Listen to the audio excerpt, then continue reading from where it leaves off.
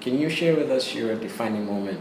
That is when you knew it could be like, fine, I know, like, yes, this is working, the business plan, what he said, forget it, but I know right now, this event, or at this moment, that yes, I can do this and this is gonna work.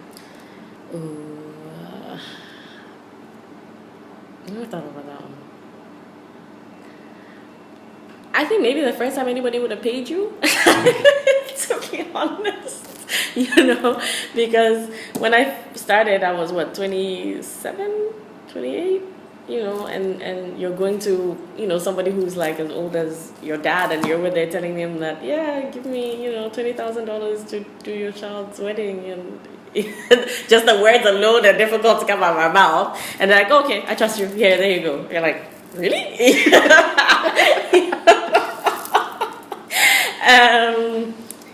Yeah, I mean, I think it's just the fact that it's such it's an emotional time for anybody, whether it's a project launch and somebody's, probably. I mean, I did the Gandor Centre of Africa thing, how many years down the line? We'd been, 6 years, 6 years in. But I would say that was probably the first pitch or presentation I had to a client where I literally felt, I said to Dorian, I'm like, oh God, I'm actually nervous about this one. Usually I'm not. But I think the reason why I was nervous was he's just as passionate about his product as I am about my job. So it's like trying to just make sure that I'm getting what he's saying correct, because this is somebody who's been working on this project for, over like how many, well over 10 years.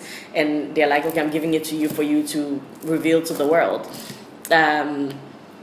I think just that, you know what, thank you, this is exactly what I wanted. That, even though it didn't happen the first year, do you understand what I'm saying? It was 5 years, 6 years down the line, but yeah. I think it just, oh, okay, I'm still where I need to be. Was this the Gandor project at Kempinski? Mm-hmm. Okay. What's the last two questions? What's the best piece of advice you've ever received?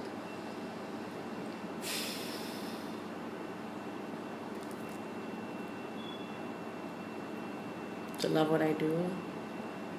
Always make sure I love what I do. Okay.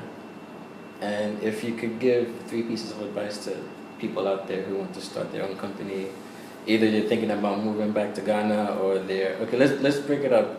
For people who are outside thinking about moving back to Ghana, what advice would you give them? It's not an easy ride, for sure. You have to be very patient, and you have to almost tell yourself that, okay, fine, I'm gonna have to do everybody's work. Not that they don't know, but I think a lot of times it's just training, it's just the exposure that hasn't been here. So if you're trying to do something new, you have to find people that you're having to train from scratch.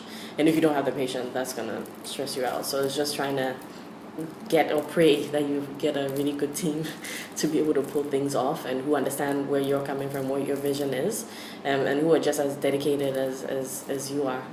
I would say that would be the piece of advice. And for those who are actually here already, who want to start a business, but either they don't have the inspiration, or they don't know how to start, or what advice would you give them?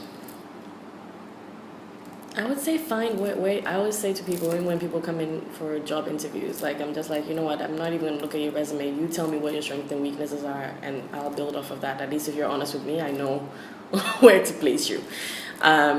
So for me, I always like people to be honest with what if you're going to be passionate about something, you figure out why you're passionate about it, and what's, somebody can be passionate about architecture but can't draw. Do you understand what I'm saying? So it's just, where your strength is, where where your weaknesses. So it's just trying to fill in where the weaknesses are, but then obviously finding a core team to be able to strengthen the part that you already have. And I think that for me, that's, I would say that's probably the only advice I would give them. I think. Okay.